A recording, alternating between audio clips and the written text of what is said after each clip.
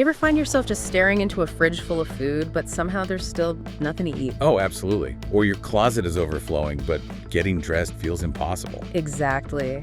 It's that strange thing, isn't it? We have so much stuff, but it often leaves us feeling, well, overwhelmed instead of satisfied. Like trying to pour fresh coffee into a cup that's already half full. Yeah, or putting one nice flower in a vase that's packed with old ones. Our homes, they're like containers, right? And they can get pretty congested. That's a really good way to think about it, homes as containers. And it sets us up perfectly for today's topic. Which is? We're doing a deep dive into minimalist living, really digging into Francine Jay's book, The Joy of Less. Okay. A classic in the field? Definitely. Think of this as a sort of shortcut to understanding how to, get a handle on your possessions, maybe reclaim some space and time. And cut down on stress. Sounds good. Exactly. We're aiming for people who want to be well-informed, but maybe don't have time for the whole book right now. Got it. So we've pulled out the key ideas from Francine Jay, the big takeaways. Yep. The goal is to give you the core concepts, some surprising bits maybe, and definitely some practical strategies you could even try out today. Perfect. So where do we start? The mindset. Let's start right there. The minimalist mindset. What's the big idea, according to Jay? Okay, so fundamentally, it's about flipping how we relate to our stuff. Flipping it how? Well, instead of our lives kind of orbiting around getting and managing things, the idea is that our things should serve us, support our lives, not the other way around. Right. We get caught up in wanting the next thing, thinking that will be the thing that makes us happy. Totally. And Jay really points out how our emotions get tangled up in it all. We keep things, gifts maybe, or heirlooms, souvenirs, that aren't really useful or even beautiful anymore just because of the memory attached. And she connects this pileup of stuff directly to stress, right? It's not just the physical mess. Oh, definitely not. There's that stress of not having enough, seeing what others have, feeling like you're missing out. The keeping up with the Joneses thing. Exactly. But then there's also the stress of actually managing all the stuff we do have. Yeah, the time stuck. Cleaning, organizing, fixing things. Right. And shopping for accessories for the things. Yeah. And then there's the money side of it too, the potential debt. It all adds up. She uses a great analogy for this, doesn't she? About travel. Oh yeah, the heavy suitcase analogy. It's brilliant. Explain that a bit. Well, imagine trying to travel dragging these huge, heavy bags versus just having a light carry-on. Okay. When you're weighed down, you're fussing with the bags, worrying about them. You can't really enjoy the trip as much. Right. Life's kind of like that, she suggests. All the extra stuff can become this burden, stopping us from really living freely. It ties into the word vacation too, doesn't it? It does. I found that fascinating. The root is Latin, vaca, meaning to be empty.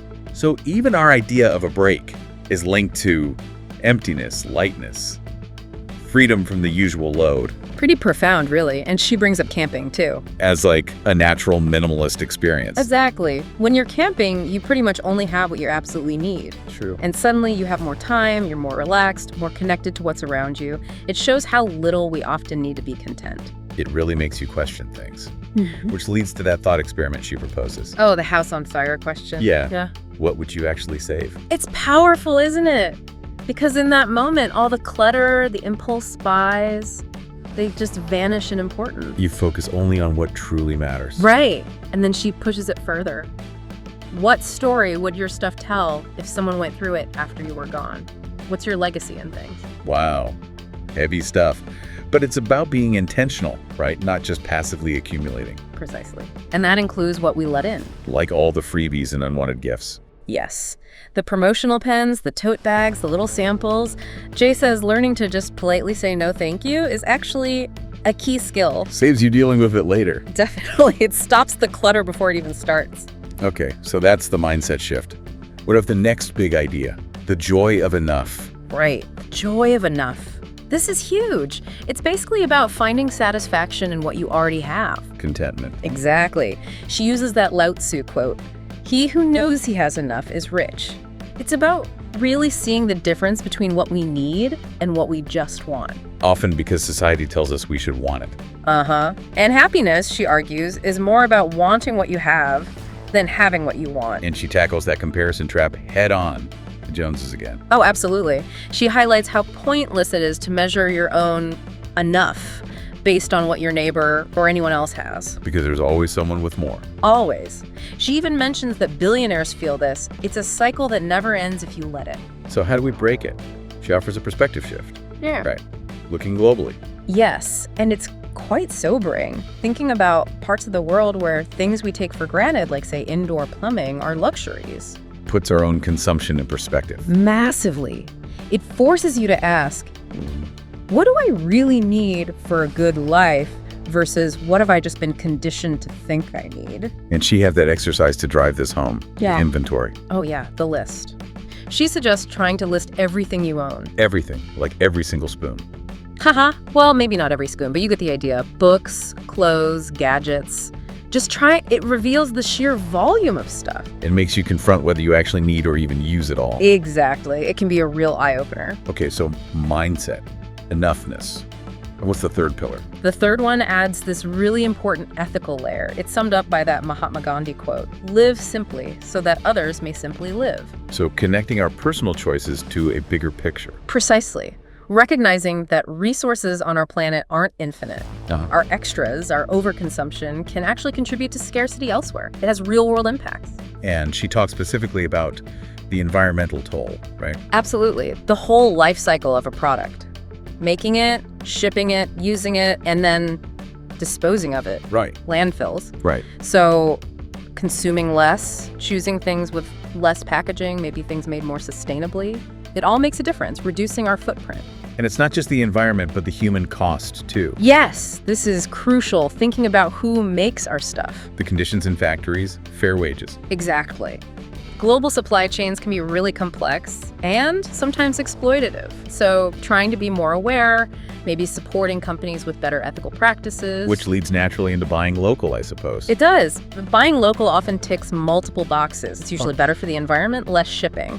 It supports your own community's economy, and you often have a better sense of the ethical standards involved. Okay, so that lays out the why. Yeah. A really strong philosophical base. Right. How does she suggest we actually do it? The practical steps. Right. This is where her streamline method comes in. It's an acronym for the steps. Okay, let's break it down. S is for. S is for start over. What does that mean exactly? Not literally throwing everything out, I assume. No. It's more about mentally hitting reset. Remember that feeling when you move into a totally empty place? Yeah, full of possibility. Clean slate. Exactly. You're intentional about what comes in. Start over is about recapturing that mindset, even in your current space. Yeah. Consciously deciding what earns its place now. Got it. Okay, T is next. Trash. T is trash, treasure, transfer. This is the real sorting phase. The 3 piles. Pretty much. Trash is obvious, broken, expired, unusable stuff. Oh. Gone. Okay. Treasure is the stuff you genuinely love and use. Things that bring you joy or are truly functional, these stay. And transfer. Transfer is for the items that are still good, but just not right for you anymore. Things you can sell, donate, or give away. What about stuff you're unsure about? She does mention a temporarily undecided box, but she warns you don't let it become a permanent dumping ground. Be honest with yourself. Okay. STR is next in streamline. R is right place, which sounds simple, but it's key. Other books call it everything in its place. The habit of putting things back immediately. Exactly. Clutter attracts clutter, right? If you leave one thing out, soon it has friends. So putting things away right after use is crucial. Prevents the pileup. And she also questions just getting more storage. Right. Yes. More storage isn't always the solution. Sometimes having less space forces you to be more selective about what you keep. Constraint can be good. Interesting point. Okay, E. E is establish clear surfaces, or all surfaces clear in the book. Countertops, tables, desks. Yep.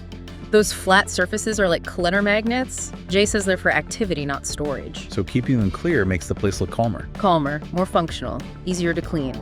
She calls surfaces sticky. Stuff lands there and tends to stay. Breaking that habit is big. Makes sense. A is for? A is for assign modules. Modules, like groups. Exactly. Grouping similar items together. All your coffee stuff in one kitchen spot. All the DVDs or games together in the living room. All your socks in one drawer section. Why is that helpful? Well, first, you can easily see how much you have of something. Spot duplicates. Yeah. And second, it makes putting things away automatic. You know exactly where that item belongs. No more random stuff scattered everywhere. Got it. So stream. L is for limits, setting actual limits on how much you own. Like deciding you'll only have 10 coffee mugs or 5 pairs of jeans. Precisely. It's about taking control. Instead of feeling overwhelmed by stuff, you decide the boundaries. It stops the endless accumulation. Feels less like deprivation and more like control. That's the idea. Okay, next is I. If one comes in, One goes out, the classic rule. this feels essential for maintenance. Totally. If you buy a new shirt, an old one has to leave. It keeps things stable, stops the slow creep of clutter coming back. And she mentions ways to handle sentimental things here too. Miniaturizing. Yeah, like keeping just a small swatch from a meaningful garment instead of the whole thing. Or digitizing photos, music, movies to save physical space. Smart. Okay, N. N is narrow down. Keep refining. Yep. It's the ongoing process, always looking for ways to do more with less. Can you find multiple uses for one item? Can you simplify further? It's like a continuous improvement mindset for your stuff. A personal challenge almost. Kind of. And finally, E. The last E in streamline. Everyday maintenance. Because decluttering isn't a one-and-done job. Definitely not. It needs regular attention. Quick daily tidy-ups, weekly reviews of certain areas, keeping an eye on what's coming in and what's actually needed. Like questioning if you really need that extra armchair just because living rooms should have one. Exactly. It's about constantly checking in with your actual needs and lifestyle, not just following convention. Okay, that streamline method sounds pretty comprehensive. Yeah. Does she then apply it room by room? She does. She walks through applying these principles to specific areas, starting with, say, the living room. What's the focus there? Making it a flexible, welcoming space. So you'd mentally empty it, do the trash treasure transfer sort, find a right place for everything, keep surfaces clear, create modules for media or books. Set limits on those collections. Practice one in, one out for new things. Exactly. And that everyday maintenance, quick tidies, thinking of it as flex space rather than rigidly defined. Right. What about the bedroom? The goal there is obviously restfulness. Totally. So applying streamline there might mean starting with non-clothing stuff first, as clothes can be daunting. Okay. Minimize the knickknacks, keep the bed surface, the most important one, clear, use underbed storage for linen modules, set limits on bedding. Rotate decor instead of just adding more. Good point, yes. And question if you need all the typical furniture. Maybe that second nightstand isn't essential. And definitely apply one in, one out. Makes sense. Now the wardrobe, that's often a big one for people. Huge. But Jay frames it positively, like it's enjoyable me time rediscovering your style. Now, The key is trying everything on for that trash treasure transfer step. Be honest. brutally honest. Pretty much. Then return things you bought but never wore, sell or donate the transfer pile, keep surfaces around the closet clear too. And consolidate. Group shirts, pants, etc. Set limits. Yes, all part of it.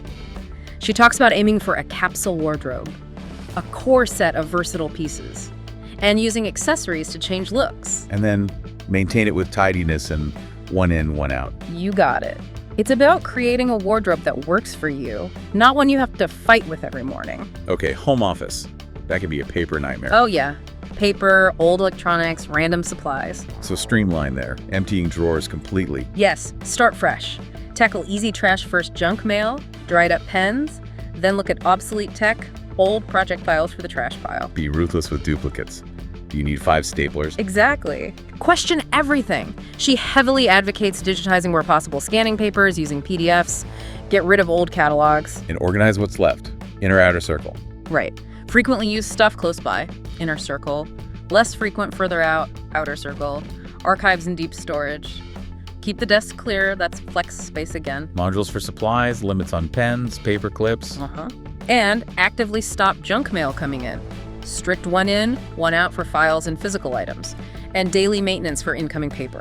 Sounds like a constant battle almost. It requires vigilance. Okay, kitchen and bathroom. Quick hits there. Kitchen. Empty everything out. Check expiration dates, be honest. Get rid of duplicate gadgets you never use. That pasta maker from 1998. Exactly. Keep counters clear. Group-like items. Modules. Limit the number of, say, takeout containers. One in, one out for dishes, even food maybe. She suggests a one-a-day declutter habit here. Just one item a day. Manageable. Bathroom. Similar idea. Consolidate all medicines together, all makeup. Get rid of duplicates, old stuff. Use things up before buying new ones. Right. One in, one out for toiletries, electric toothbrushes, whatever. Maybe narrow down your routine. Do you need 10 different face creams? Be a good gatekeeper against impulse buys and those tempting free samples. Exactly. Minimal knickknacks. Keep it functional and calm. What about the Bermuda triangles of the home? Attic, basement, garage? Oh, yeah, she debunks the myth that more storage fixes clutter. Often it just enables it. So don't just dump rejects from the main house there. No, be critical, especially with sentimental stuff stored away. Doesn't need to be kept, could be miniaturized. Everything needs a spot. Create zones, holiday stuff, garden tools. Keep surfaces clear if possible. Use shelves, vertical storage. Set limits by category. Yes, and strict one in, one out, especially for bulky things like old furniture or electronics. Maybe borrow that hedge trimmer you use once a year instead of owning one. Good point. Okay, that covers most spaces. But what about those really tricky items? Gifts, heirlooms, the emotional stuff. Yeah, she tackles those head on. For gifts, the key is reframing. How so? Think of the gift as a symbol of the giver's affection, which you received when it was given. The object isn't an obligation forever. Most givers probably forget what they gave anyway. Often. Keep what you genuinely love and use. Donate the rest quickly. Maybe display it temporarily if they visit, as a kindness. And be wary of freebies. They're rarely truly free. What about heirlooms? Things passed down? Acknowledge you didn't choose them. Your obligation isn't necessarily to keep them, but to find their best home or use. Offer them to other relatives first. Good idea. Or consider miniaturizing a photo, a small part. Digitize letters. Be careful with preserving old textiles, it's tricky. And handmade gifts appreciate the gesture, but you don't have to keep them forever if they don't fit your life. This ties into managing not just stuff, but time and commitments too, right? Saying no. Absolutely. Minimalism extends beyond physical things. Saying no to new commitments protects your time and energy. It's really saying yes to your existing priorities, including yourself. And trimming the to-do list. Yeah, track your time honestly. What would your ideal day look like? Then cut the non-essentials from your real schedule. Ask why. For each activity, are you doing it out of obligation or habit? Setting priorities becomes key.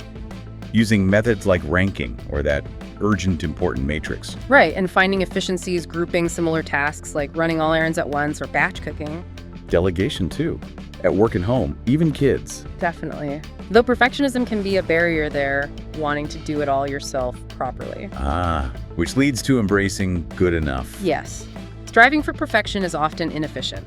Aim for a solid result and move on. Accept good enough from others you delegate to as well. And setting limits on your schedule, just like with stuff. One in, one out for commitments. It's the same principle. If you take on something new, something else might have to go. And finally, just stopping.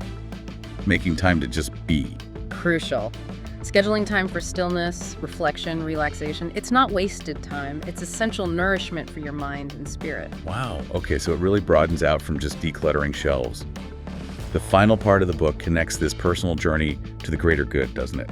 It does. It loops back to that ethical dimension, how minimalist living can actually contribute positively on a larger scale. Through minsumerism. What's that? It's her term for mindful consumption, based on the 3 R's, but maybe amplified.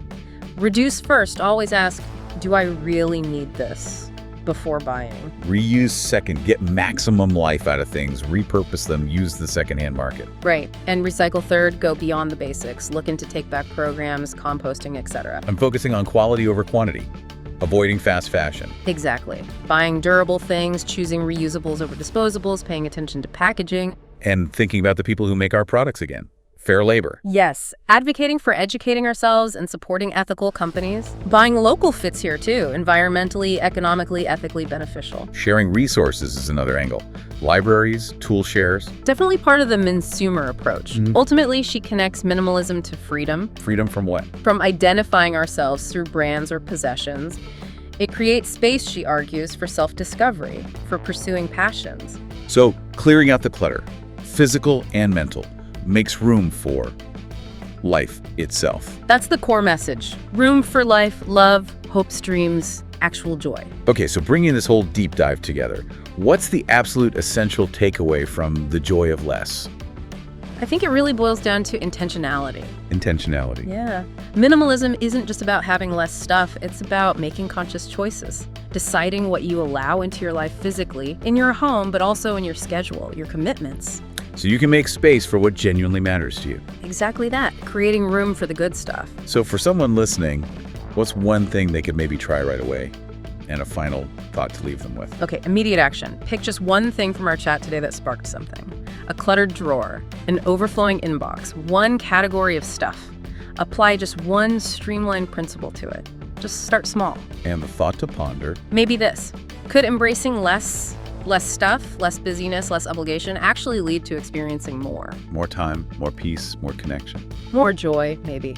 It's worth thinking about your own containers, your home, your schedule, your mind, and what you could clear out to make space for something new and better. And if people want to explore this further, Francine Jay's website. Yes, minimalist.com is a great resource, lots of articles, a community feel, and the book itself lists places for donating or selling items, practical starting points. Excellent. Well, this has been really insightful. It really makes you think, doesn't it? Thank you, everyone, for joining us on this deep dive into a minimalist living. We hope it's given you some food for thought, maybe even inspiration for a slightly lighter life.